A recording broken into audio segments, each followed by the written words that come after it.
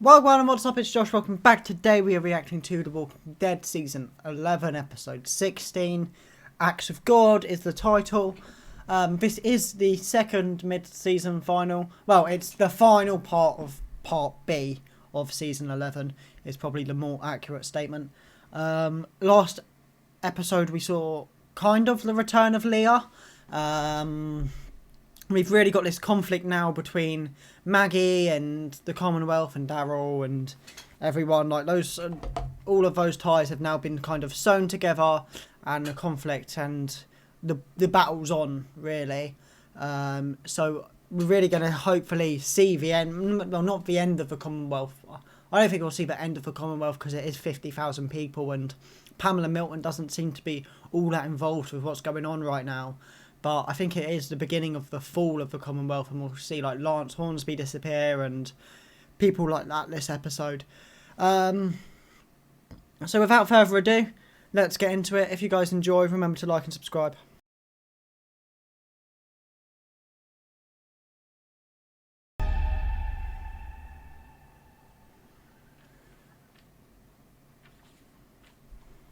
Morning. Oh my god. Eugene's sleeping with her already. What a geezer! Oh my god, Eugene, you have your first time and that's it. You're just there plowing bitches left, right and centre. Go on, lad. I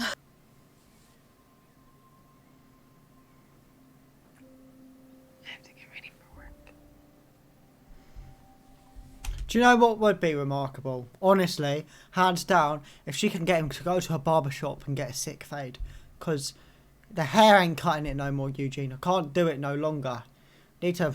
They got barbers at the Commonwealth. Before this shit goes down, you go in there, you tell Bossman you want a sick fade, and that's it. That's all we need right now. Fight that I'm in, that I started with Hornsby, it's not going to end until I end it. You know what I appreciate, right? For someone who doesn't like Maggie, and I don't, I've always been very honest about that. I respect the fact that she's admitted she started the fight. You know what? She's fully admitted she started this shit, and she's happy to end it. So you know what? Fair play, Maggie. Like, I rate that from you. Until this is over. He doesn't exactly trust me, you know. But I'm starting to. Wow. Wow. That's mad, you know. She's just openly admitted she's starting to trust Negan. I mean, I know they're getting a TV show, but to actually hear that out of Maggie Ree's mouth is something I thought I would never hear. That's crazy.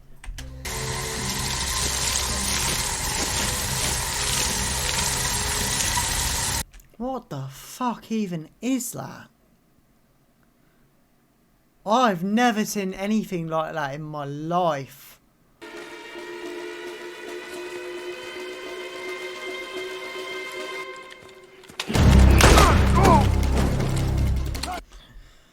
I'm glad they at least knew they were going to get ambushed after that shit. Good shot from Daryl. I'm interested to see how they're going to win this, though. Because Daryl's the only motherfucker with a gun. And the other two, well, have knives and a fist mace thing. So, I don't know how they're entirely going to pull this off. But I guess we'll figure it out. They'll do some Walking Dead shit. They'll all survive and walk out unharmed, I'm sure of it.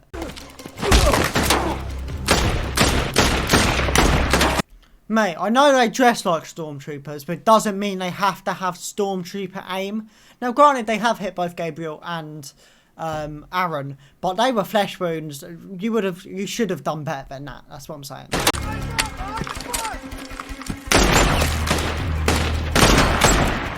Right, so Aaron gets thrown a gun, whips it over his arm, and pops a perfect headshot from like 40 meters. Fair enough. Realistic, and these guys can't hit one shot properly.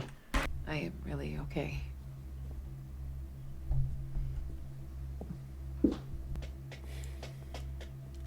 Oh. You know what? I don't... Oh, she's about to snitch on it. She's just said something. I was going to pause and say, I don't think she's going to be able to hold tight. And she's already fucking... She's already given up, bruv. She ain't even tried. She... What the... Come on, man. Do better.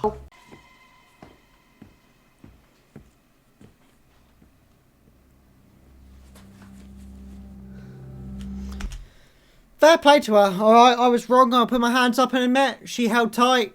Fair play to you, love.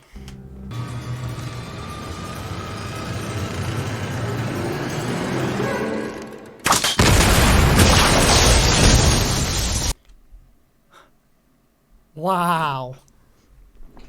Go on, Maggie, that takes some fucking balls. You've loved this place and you've just blown the first fucking floor of it, mate. Fair play, Mags. Fair play. Going up in my books today. You ready, bud? As ever. Let's do it.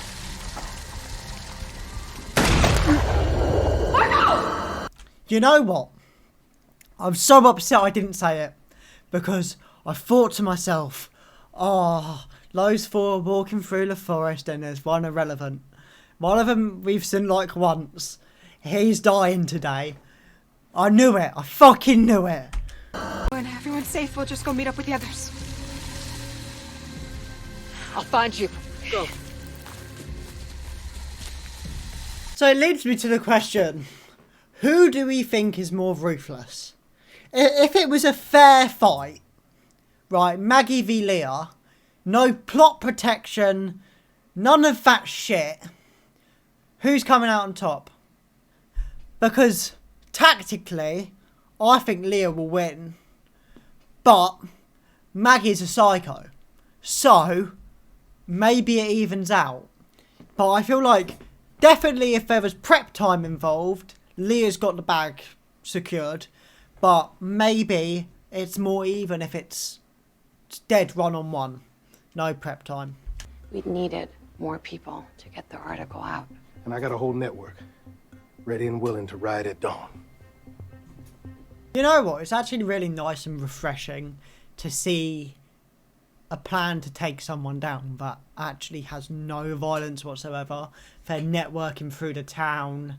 They're like starting an uprising without guns or violence, and I think that's really cool because it's a complete different change of pace for The Walking Dead. I think that's really cool.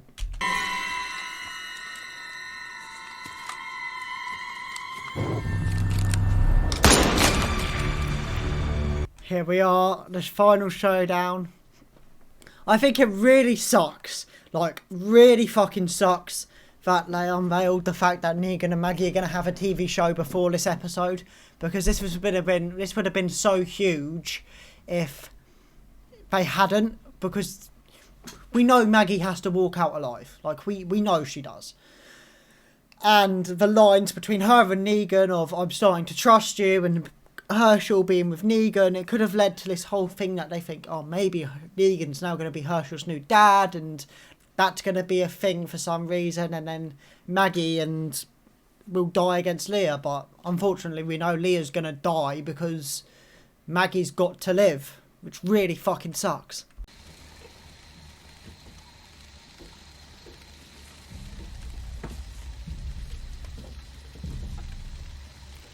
Right, so, okay, I was wrong.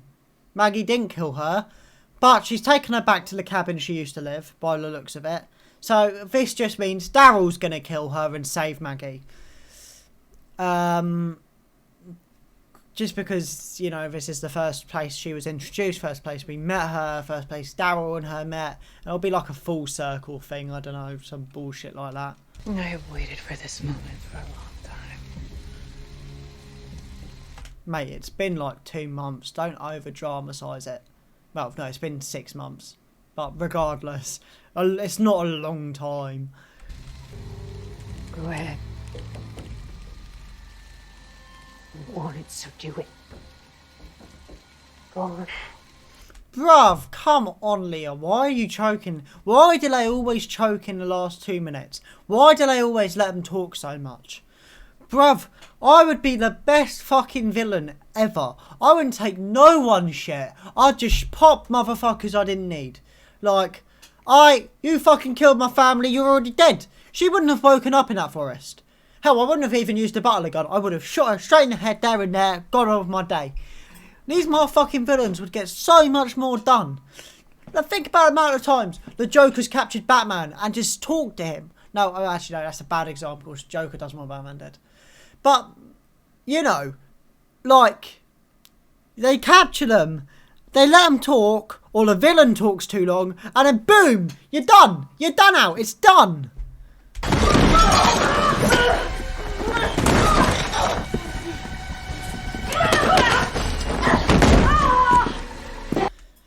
Leah's just got that tactical advantage, I'm afraid, and although Daryl will swoop in any second now and kill her, she would have beaten Maggie, and I do want that out there.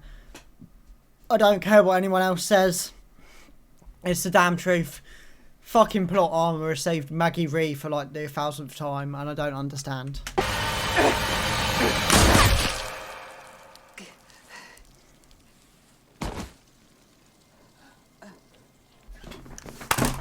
Give me a fucking medal. Give me a fucking medal!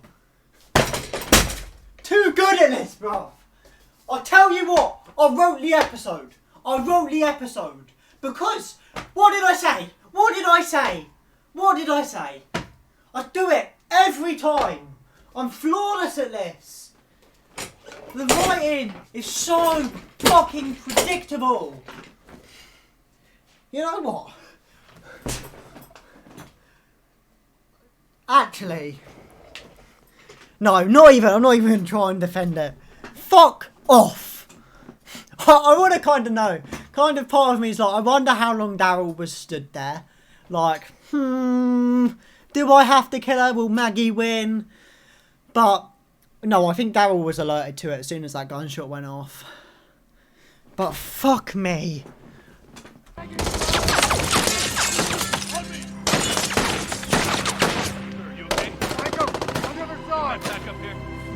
Yo, Daryl, shooting on point or something? What the fuck, you made man scarred the fuck up.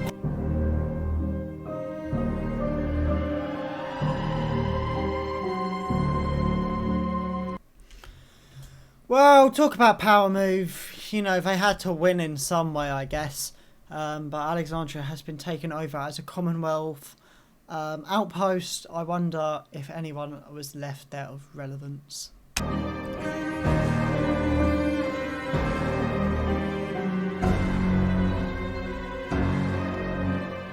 Wow, Hornsby took over Oceanside and Hilltop as well. I mean, Hilltop was abandoned and in ruins, so that's not really a big one, but Oceanside was a little bit peak, I'm not going to lie. That was a low blow because they've had absolutely fuck all to do with it.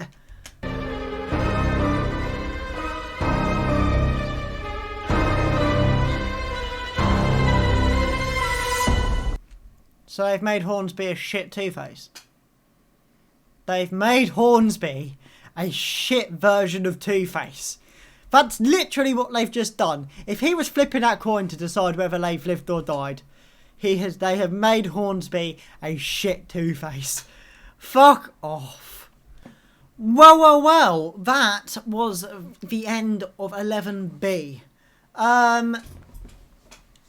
It wasn't as good as I thought it'd be. I thought we'd have Hornsby dead at least. Or a bit more. I mean, obviously the article Milton has just brought to Max's attention will do damage, like, for the Commonwealth itself. But, actually, I feel like the Commonwealth have won with the outposts and having Oceanside and Hilltop and Alexandria. They've expanded. The only thing is they didn't kill anyone. As the actual power of Hilltop, of Commonwealth, I do think they've won. Yeah. I mean, it was very predictable. Like, I'm not, like, upset. Like, don't get me wrong, I didn't think it was a bad episode in any way. Other than it was very predictable. From the start, I was like, the white kid's gonna die. Just because he's irrelevant and they'll just want to do a, oh my god, they killed someone off. But They didn't. They do this all the time. They'll introduce someone new, they'll have them in a couple episodes, and then they'll kill them. That's basically the 90% of the heads on sticks with Alpha. The only people relevant were Henry and Tara.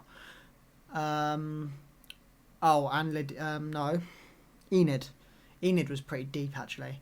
They're not taking risks. They haven't killed anyone major this season, I don't think. I might be missing one or two people off that list, but, you know, last season they killed Sadiq, and that was mental. And, you know, a couple other people died. They're just not taking those risks, and it's upsetting to see, because this would have been a big episode to kill someone. You know, you could have killed Lydia or Elijah. I mean, obviously, now Maggie has a series, she can't die, she's got plot protection. Her and Negan have plot protection for the rest of the series. So does Daryl and Carol. And obviously we knew that Daryl and Carol a couple years back were getting a spin-off. But the plot protection on this episode, especially this episode, like, where it was such a Maggie v Leah, knowing she was going to survive, really ruined it and really made the whole ordeal so much more predictable.